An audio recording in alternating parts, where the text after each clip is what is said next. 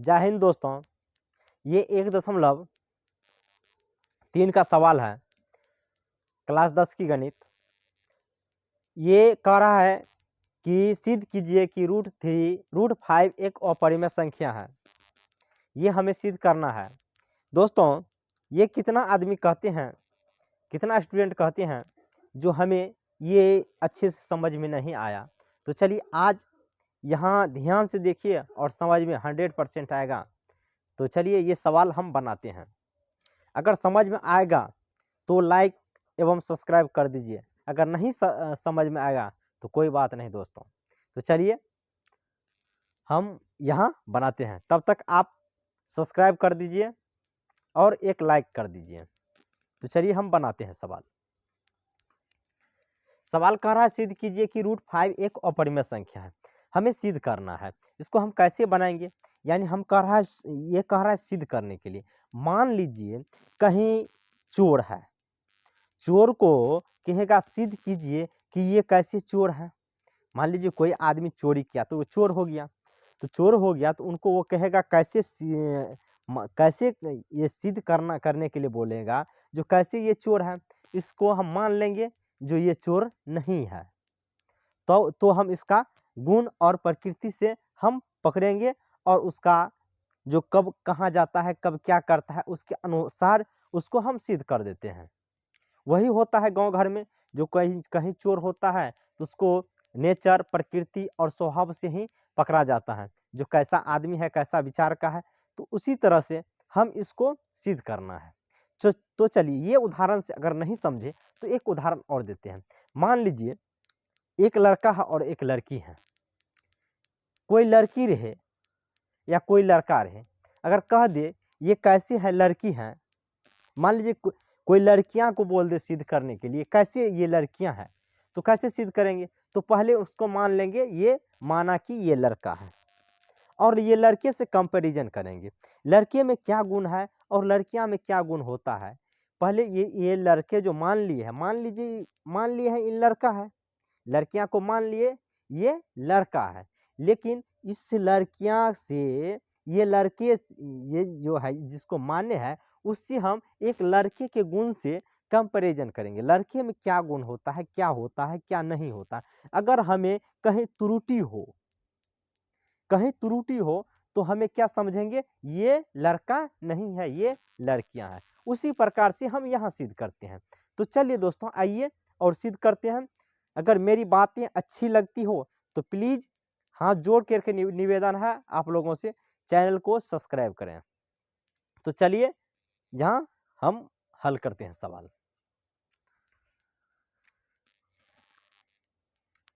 तो चलिए इसको हम ये करा सिद्ध कीजिए √5 एक अपरिमेय संख्या। इसको हम क्या करना है, परिमेय मान लेना है। कह रहा है अपरिमेय संख्या सिद्ध कीजिए, तो हमें क्या करना है, इसको उल्टा मान लेना है। परिमेय का अपरिमेय का परिमेय मान लेना है। क्या करा, सिद्ध कीजिए कि √5 एक अपरिमेय संख्या है। तो इसको मान लेंगे, माना, यहाँ हल लिख देना है। माना कि √5 एक परिमेय संख्या है। ये हम मान लेना है, ये हमें क्या करना है, मान लेना है। संख्या कितना होता है, दो संख्या होता है, वो परिमेय संख्या होता है, वो अपरिमेय संख्या, और कई सारा संख्या होता है, लेकिन परिमेय अपरिमेय संख्या होता है। यानी परिमेय संख्या और एक अपरिमेय संख्या होता है।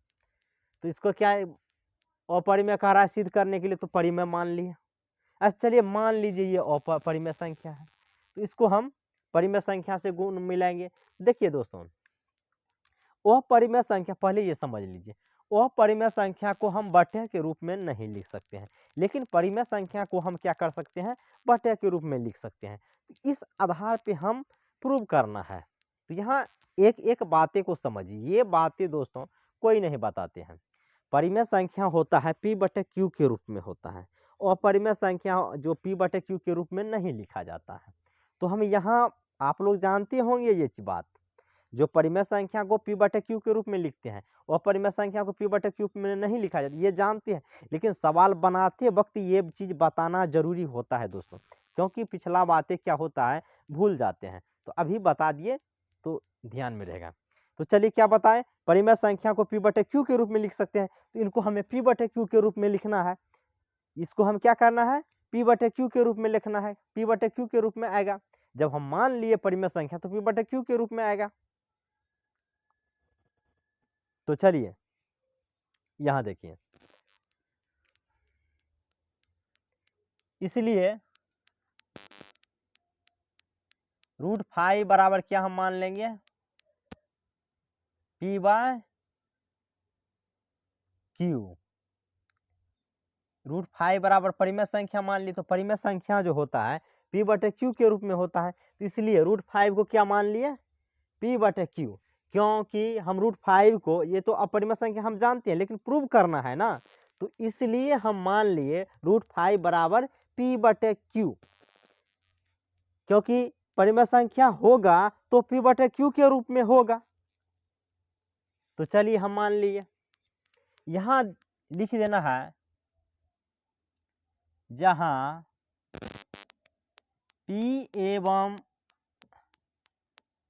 q सह अभाज्य संख्या है।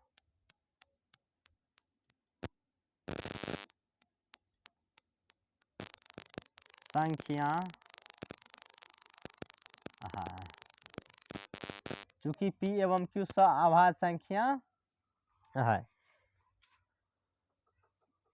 क्यों हम वो यहाँ लिखे सह अभाज्य संख्या है।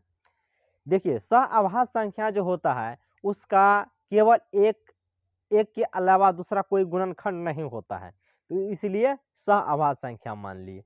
जो हमें एक के अलावा कोई गुणनखंड नहीं आना चाहिए। अगर एक के अलावा गुणनखंड आ जाएगा तो ये हम समझ लेंगे जो ये हम गलत दिशा में जा रहे हैं। इतना ही हमें प्रूव करना चाहिए। हमें जब सह अभाज्य संख्या इनको मान लिए p एवं q का को, तो जब परिमेय संख्या ये हुआ तो p बटे q, जो p बटे q जो होगा परिमेय संख्या उसको कहते हैं जो p बटे q के रूप में हो और p एवं q का केवल एक के अलावा दूसरा गुणनखंड नहीं हो, यही ना होता है। तो ये हम मान लिए जहां p एवं q सह अभाज्य संख्या है। तो चलिए हम हल करते हैं। यहाँ देखिए दोस्तों, यहाँ √5 है, हमें जो 5 है तो रूट को हमें हटाना है। क्या करना है, रूट को हमें हटाना है, क्योंकि परिमेय संख्या पे रूट नहीं होता है, तो इसलिए हमें रूट को क्या करना है, हटाना है। यहाँ लिख देना है दोनों और वर्ग करने पर, दोनों और वर्ग करने पर, दोनों और वर्ग जो करना है तो हमें क्या करना है, इस पे स्क्वायर दे देना है। वर्ग का मतलब स्क्वायर होता है। चलिए स्क्वायर कर देते हैं, √5 का स्क्वायर हो जाएगा और p बटे q का स्क्वायर होगा। यही हुआ वर्ग। अगर हम ब्रैकेट दे करके स्क्वायर दे दिए, यही हुआ वर्ग। तो वर्ग कर दिए। वर्ग क्यों किए, क्योंकि रूट को हटाना है। देखिए अगर वर्ग कर दिए और वर्ग को अब जो हटाना है, ये क्या होगा, √5 का वर्ग क्या होगा, 5 होगा। इतना नियम समझ जाइए। किसी संख्या पे, किसी रूट वाली संख्या पे अगर स्क्वायर हो तो उसको हल करेंगे तो क्या होगा, रूट हट जाएगा। तो रूट हट करके 5 आ गया। p का स्क्वायर क्या हो जाएगा, p स्क्वायर। q का स्क्वायर क्या होगा, q स्क्वायर। अब क्या करना है, हमें कोणीय गुना कर देना है। इनको इससे और इनको इससे गुना कर देना है। 5 को q स्क्वायर से गुना करेंगे तो 5q स्क्वायर, 1 को p से गुना करेंगे तो p स्क्वायर हो जाएगा। अब देखिए, अब q स्क्वायर को हमें रखना है, q स्क्वायर को क्या करना है हमें, और q स्क्वायर बराबर क्या हो जाएगा, p स्क्वायर बटे 5 ये हो जाएगा, क्योंकि इधर गुणाम है उधर जाएगा तो भाग में जाएगा। अब यहाँ स्क्वायर होगा p² / 5। यहाँ अब सवाल देखिए, एक चीज़ हमें देख रहे हैं यहाँ क्या चीज़ हमें शंका हो रहा है, जो p² देख रहे हैं 5 से कट रहा है। p² क्या हो रहा है दोस्तों, ये 5 से विभाजित हो रहा है। अगर p² 5 से विभाजित हो रहा है तो p भी क्या होगा, 5 से विभाजित होगा। तो जो चीज़ यहाँ हो रहा है वही चीज़ हमें क्या करना है, यहाँ लिखना है। बट्टा का मतलब भाग यानी विभाजित हो रहा है, बट्टा का मतलब क्या हुआ, विभाजित हो रहा है, इससे विभाजित हो रहा है, यानी p² हो रहा है विभाजित 5 से, इसलिए 5 भी p भी क्या होगा, 5 से विभाज्य होगा। ऐसे समझिए, मान लीजिए यानी 10 का स्क्वायर है और ये 5 से भाग लग रहा है। 10 का स्क्वायर क्या हो जाएगा, 1000 हो जाएगा। 10 गुना 10, 10 धन के 100, 100 होगा। 10 का स्क्वायर कितना होगा, 10 को 10 से गुना करेंगे तो 10 को 10 से गुना करेंगे 2 को 0, 100 होगा। अगर 105 से विभाजित है, अगर 10 5 से विभाजित है, 10 स्क्वायर यानी 105 से विभाजित होगा, इसलिए 10 भी क्या होगा, 5 से विभाजित होगा। कट जाएगा 25, कितना होगा, 5 दूना 10, 0, 20 5 100 कट गया। तो देखिए 10 भी कट रहा है, 10 का स्क्वायर कट रहा है तो 10 भी क्या हुआ, कटेगा। 5 से भी 10 कटेगा, यानी कहने का मतलब है ये स्क्वायर वाली संख्या 5 से विभाजित हो रहा है, तो स्क्वायर में जो संख्या है वो भी 5 से क्या होगा, विभाजित होगा। यही होता है दोस्तों। चलिए, यानी कहने का मतलब p² 5 से विभाजित है तो p भी क्या है, 5 से विभाज्य होगा। वीडियो थोड़ा लंबा बन रहा है, लेकिन यहाँ हम अच्छी तरह से एक बातें हम समझा रहे हैं। तो चलिए ध्यान से देखिए और वीडियो में बने रहें। तो यहाँ देखिए, यहाँ लिखेंगे वही बात, p² क्या हो रहा है, 5 से विभाजित हो रहा है। यहाँ लिखना है अतः p² 5 से विभाजित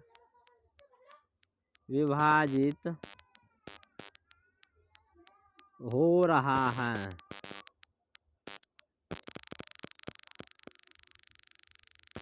p भी क्या होगा, p भी 5 से विभाज्य होगा। ये होगा, इतना बात लिख दिए। लेकिन दोस्तों एक बात देखिए, p अगर 5 से विभाजित हो रहा है तो p का कोई गुणनखंड होगा, p का कोई और एक गुणनखंड होगा। एगो तो 5 होगा, एगो और गुणनखंड होगा। मान लीजिए 10 5 से, ये 10 5 से विभाजित हो रहा है तो 5 दूना 10, यानी कहने का मतलब है, तो 10 को हम लिख सकते हैं, 10 बराबर लिख सकते हैं 5 गुना 2, यानी 5 गुना 2, एगो 5, ये तो 5 से विभाजित हो रहा है, 10 को लिख सकते हैं 5 गुना 2, 5 तो एगो कट गया, लेकिन एगो 2 हुआ। उसी तरह से 5 जो p² से विभाजित हो रहा है तो कोई दो संख्या होगा, एगो तो गुणनखंड 5 होगा, लेकिन एक ठो और गुणनखंड कोई होगा, तो उसको मान लेंगे c। इसलिए मान लेंगे p बराबर 5c। p बराबर क्या दोस्तों मानना है, 5c। p बराबर 5c माना, यहाँ लिख देंगे माना, यहाँ स्पष्ट लिख देना है, चूंकि माना, यहाँ मान लिए हैं, चूंकि p बराबर 5c माना। अगर p बराबर, इसको समीकरण 1 मान लेना है, इसको क्या करना है दोस्तों, समीकरण 1 मान लेना है। यहाँ समझिए और समझिए दोस्तों, थोड़ा वीडियो लंबा हो रहा है, मगर यहाँ अगर आप, हमें उम्मीद है जो आप ध्यान पूर्वक देखिएगा तो ये समझ में पक्का आएगा। तो चलिए यहाँ लिखना है समीकरण, देख लेते हैं,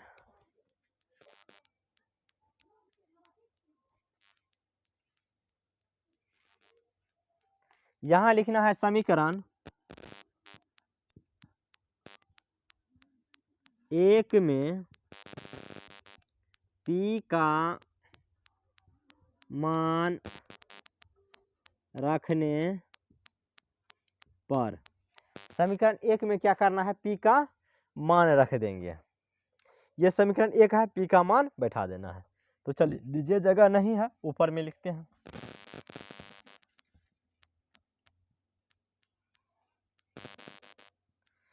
समीकरण एक देखिए, क्यू स्क्वायर बराबर क्या है, P स्क्वायर बटे 5।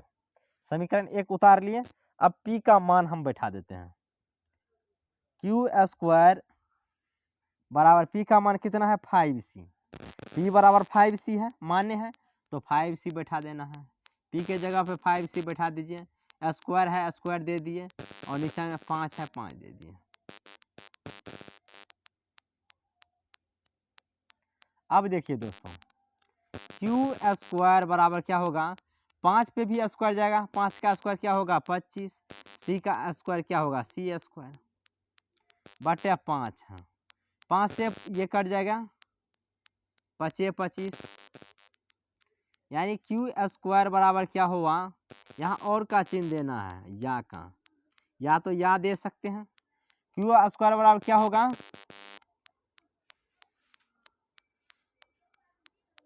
5 हुआ, और C स्क्वायर है, 5C स्क्वायर।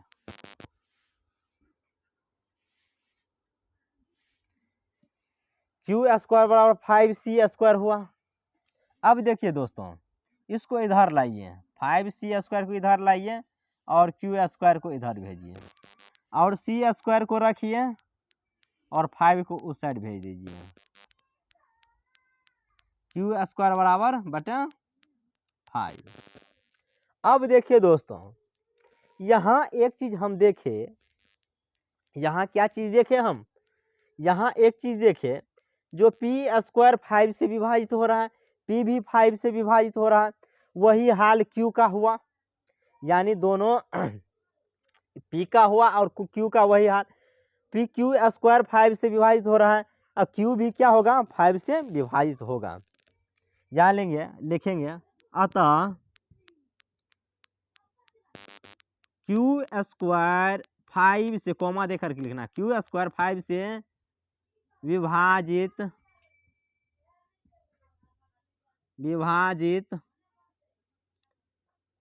हो रहा है, होता है, हो रहा है,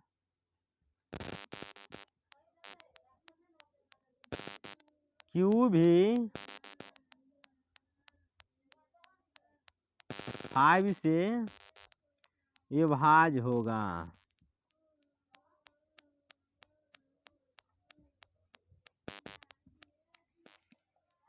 ये होगा दोस्तों Q।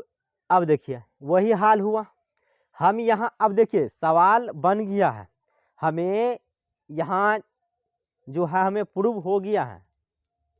प्रूव क्या हुआ है, यहाँ हम माने थे, जहाँ P एवं Q सह अभाज्य संख्या, सह अभाज्य के मतलब हुआ दोस्तों, एक के अलावा दूसरा कोई गुणनखंड नहीं होगा। यहाँ हम देख रहे हैं, एक के अलावा गुणनखंड है, यानी P का भी 5 से विभाजित हो रहा है, P में भी 5 गुणनखंड है, 5 कोई गुणनखंड होगा, और Q का भी गुणनखंड है 5, Q स्क्वायर का भी एक गुणनखंड, Q का भी एक गुणनखंड 5 है, और P का भी एक गुणनखंड 5 आ गया। तो हमें यहाँ क्या हुआ, प्रूव हो गया। प्रूव क्या हुआ, हम जो माने थे √5 एक परिमेय संख्या है, ये क्या हुआ, हमें गलत साबित हो गया। ये हमें क्या हुआ, गलत साबित हो गया। यहाँ लिखेंगे,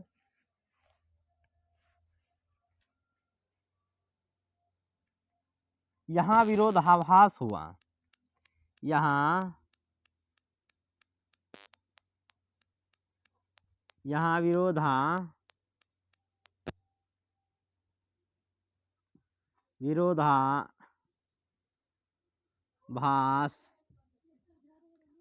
विरोधाभास हमारे गलत कल्पना के कारण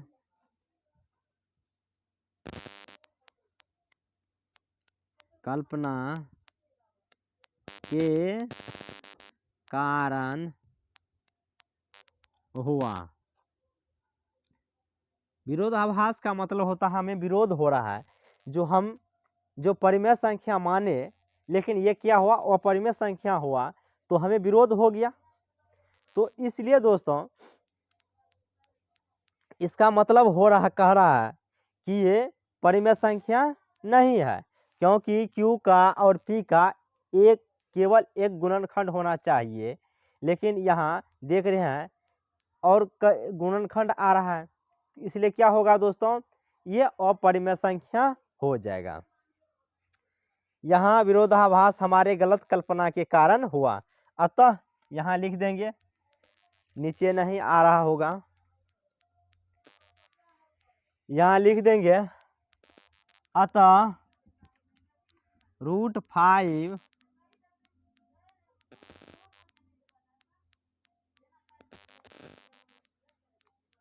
एक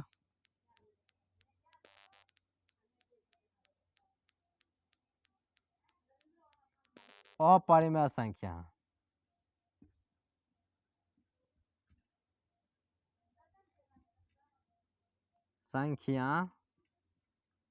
है। बस यही प्रूव हो गया दोस्तों, इतना ही बात है इसमें, लेकिन थोड़ा लंबा वीडियो है, देखिए समझिए। और ये तो शॉर्टकट है, ये तो शॉर्टकट ही कहेंगे, इतना ही सभी जगह इतना ही होता है। कई टीचर क्या करते, इतना पर ही छोड़ देता है, इतना नहीं छोड़ना है, हमें सभी को देखना है, Q को और P को दोनों को देखना पड़ता है। इतना ही, धन्यवाद दोस्तों। अगर अच्छा लगे तो सब्सक्राइब करना ना भूलें। मुझे उम्मीद है जो आप लोगों को अच्छा लगा होगा और समझ में आया होगा। अगर नहीं समझ में आ रहा है तो दोबारा देखिए, तिबारा देखिए, कोई यहाँ चार्ज नहीं लगता है। धन्यवाद।